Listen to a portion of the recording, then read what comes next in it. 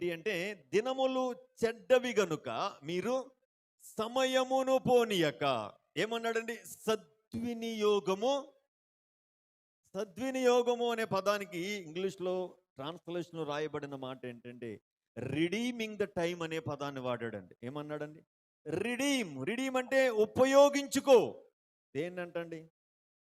సమయాన్ని ఉపయోగించుకోవాలి. ఈ దినాన సమయాన్ని సద్వినియోగం చేసుకునే వ్యక్తి ఎలా ఉంటాడో నేను మీకు జ్ఞాపకం చేస్తానండి. ఒక్కసారి ఆలోచన చేయండి. సమయాన్ని సద్వినియోగం చేసుకునే వ్యక్తి ఏం ఆలోచిస్తాడు అంటే, నేను ఈ సమయాన్ని ఇక్కడ ఉపయోగించడం ద్వారా, నేను ఉపయోగించే సమయము ద్వారా నాకేమైనా లాభం ఉందా? ఆలోచన చేయండి. నేను ఉపయోగించే సమయము ద్వారా నాకేమైనా లాభం ఉందా? రెండవది, నేను ఉపయోగించే సమయము ద్వారా ఇతరులకు ఏమైనా ఉపయోగం ఉందా? అర్థమవుతుందండి. మూడవది, నేను ఉపయోగించే సమయము ద్వారా దేవునికి ఏమైనా మహిమ కలుగుతుందా? మూడు విషయాలు జ్ఞాపకం చేస్తానండి. మొట్టమొదటిది, మనము వెచ్చించే సమయము ద్వారా ఎవరికి లాభం కలగాలండి? మనకు లాభం కలగాలి. మనము వెచ్చించే సమయము ద్వారా ఎవరికి లాభం కలగాలండి? ఇతరులకు లాభం కలగాలి. మనము వెచ్చించే సమయము ద్వారా ఎవరికి లాభం కలగాలండి?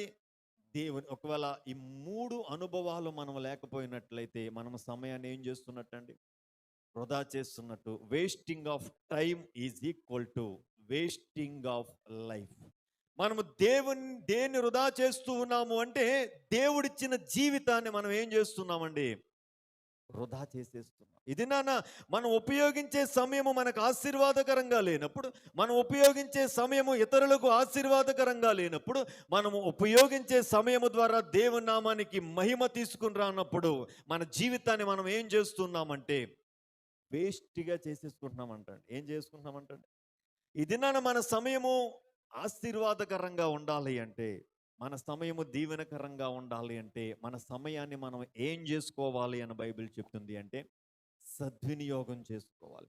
సద్వినియోగం చేసుకోవాలి అంటే దేవుని చిత్తాన్ని మనము గ్రహించాలి.